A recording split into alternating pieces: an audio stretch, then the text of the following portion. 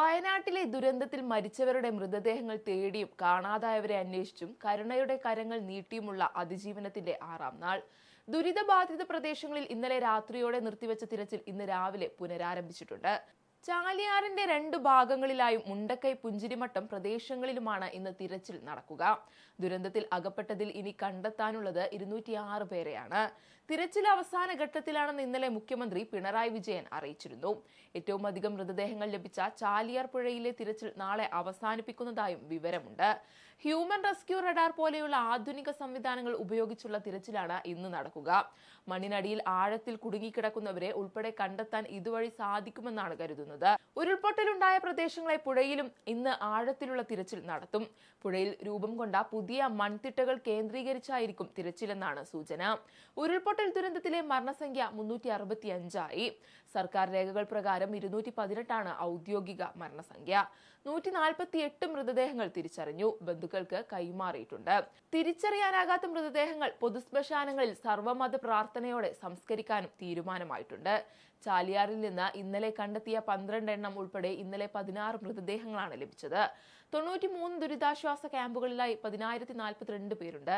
അതേസമയം ഉരുൾപൊട്ടൽ ദുരന്തത്തിന്റെ തിരച്ചിൽ 6ാം ദിനത്തിലേക്ക് കടക്കുമ്പോൾ ദുരിതാശ്വാസ പ്രവർത്തനത്തിന്റെ 2ാം ഘട്ടത്തിലേക്ക് കടക്കുകയാണ് ആരോഗ്യ വിദ്യാഭ്യാസ വകുപ്പുകൾ. ദുരന്ത മേഖലയിലെ എല്ലാ കുട്ടികൾക്കും പ്രത്യേക മാനസികാരോഗ്യ പിന്തുണയും പരിചരണവും ഉറപ്പാക്കുക എന്ന ലക്ഷ്യത്തിലേക്കാണ് ഇരു വകുപ്പുകളും കടക്കുന്നത്. ആരോഗ്യ വകുപ്പിന്റെ ടെലിമനസ് പദ്ധതിയുടെ സഹായത്തോടെയാണ് ആവശ്യമായ സേവനം നൽകാൻ ആരോഗ്യമന്ത്രി ബന്ധപ്പെട്ടവർക്ക് നിർദ്ദേശം നൽകിയിട്ടുണ്ട്.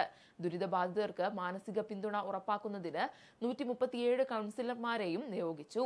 മാനസികാരോഗ്യ പ്രശ്നങ്ങൾ കണ്ടെത്തിയവരുടെ തുടർ കൗൺസിലിംഗിന് അതേ കൗൺസിലറുടെ തന്നെ സേവനം ഉറപ്പാക്കും.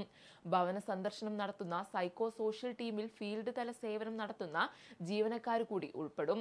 DNA പരിശോധനയ്ക്കായി സാമ്പിൾ എടുക്കുന്നതിന് മുമ്പ് മാനസികാരോഗ്യ പിന്തുണയ്ക്കുള്ള പ്രോട്ടോകോൾ നിർബന്ധമായും പാലിക്കണം. ആരോഗ്യ പ്രവർത്തകർ ഉൾപ്പെടെയുള്ള വിവിധ ജീവനക്കാർക്കും ദുരന്ത നിവാരണ പ്രവർത്തനങ്ങളിൽ ഏർപ്പെടുന്നവർക്കും മാനസിക പിന്തുണ ഉറപ്പാക്കാനുള്ള ഇടപെടൽ നടത്താൻ മന്ത്രി നിർദ്ദേശം നൽകിയിട്ടുണ്ട്.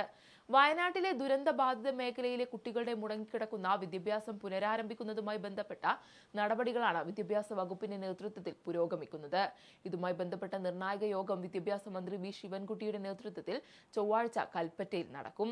വിദ്യാഭ്യാസ വകുപ്പിലെ ഉന്നത ഉദ്യോഗസ്ഥരടക്കമുള്ള വിവിധ ഉദ്യോഗസ്ഥരും തദ്ദേശ സ്വയംഭരണ സ്ഥാപന മേധാവികളും സ്കൂൾ അധികൃതരും PTA പ്രതിനിധികളും യോഗത്തിൽ പങ്കെടുക്കും. എത്രയും പെട്ടെന്ന് ദുരന്ത ബാധിത മേഖലയിലെ വിദ്യാർത്ഥികൾക്കായി ക്ലാസുകൾ ആരംഭിക്കുന്നതിനുള്ള കർമ്മ പദ്ധതിയാണ് യോഗത്തിന്റെ അജണ്ട.